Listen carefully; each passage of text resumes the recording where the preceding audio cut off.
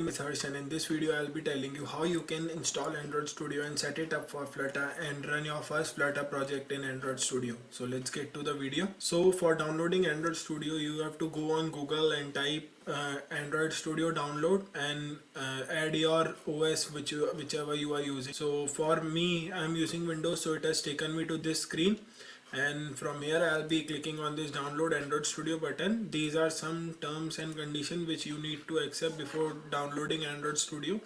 So I have clicked on download and it will be taking some time, as you can see here, for getting downloaded. So now as you can see that Android Studio has downloaded successfully, so I'll click on this. So it will open the installer for me. So you can see that the installer has opened, so I'll click on the next button. It is asking me that if I want to add a virtual device, so I'll click, the checkbox is automatically marked, and I'll click on next.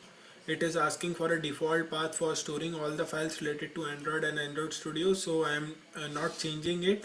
Let it be default. It want to create a startup menu folder, so if you don't want to create, you can check on this. I want to create this, so I am keeping it default and clicking on install. So what it will be doing is it will be installing Android Studio for me, and once it is installed, then we have to create a virtual machine for ourselves and add the Flutter plugins. We'll do this in the later part of this video. Let this installation be complete. You can see that the installation is completed, and I'll click on the next button. Now it is asking me if I want to start Android Studio, so the checkbox is ticked and I'll click on finish. So Android Studio will be starting any minute. So when you will be opening Android Studio for the first time after a successful install, you won't be finding an option to create a new Flutter project.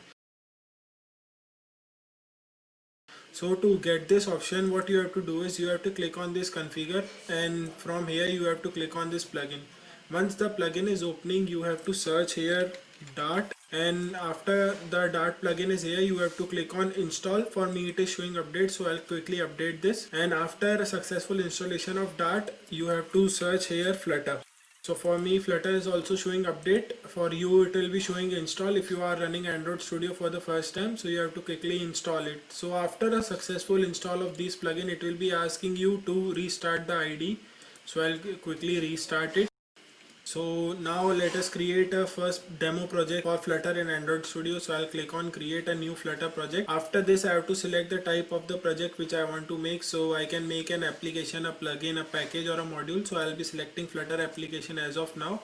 I have to name my app, so let it be default. You have to set a Flutter SDK path. So if you haven't set the path yet, you can watch my previous video which I made on installation in Windows, and from there you can set the path for Flutter. If you don't want to set the Flutter path, you can directly click on this install SDK, and it will be installing an SDK for you in the folder. For project location, I have set it to VS Code into Flutter projects directory, and here description you can provide any description which you want. I'll be clicking on next. Here it is asking me for a package name, because if you are putting your app on any of the Play Store or iOS store, so you need a completely unique package name for putting it. So it is asking me for a package name. I'm keeping it default, and for the platform channel language, I am also keeping all these ticks to set to default. So I'll click on finish, and it will be creating a Flutter project for me. Next, what I'll be doing is I'll be opening an emulator which I have created. So if you are opening this Android Studio for the first time,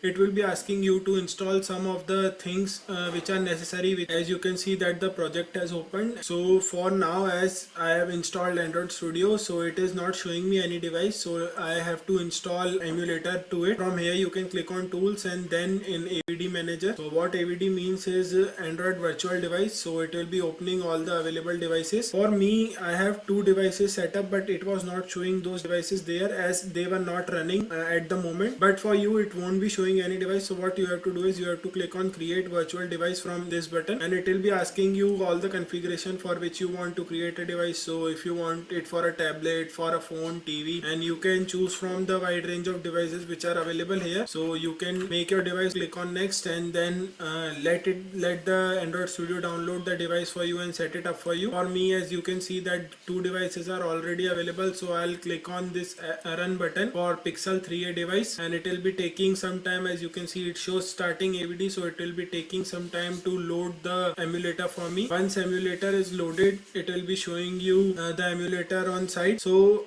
you might be thinking why it is showing me this incompatible software detected. So Vanguard is activated for me in this PC. I'll click on OK. So I'll close this AVD manager, and from here you can see that it shows me SDK phone is available. So now I have arranged these. So for running the Android app which we have created, we have to click on this button, and it will take some time to configure things and the app will start running. So let's wait for a while.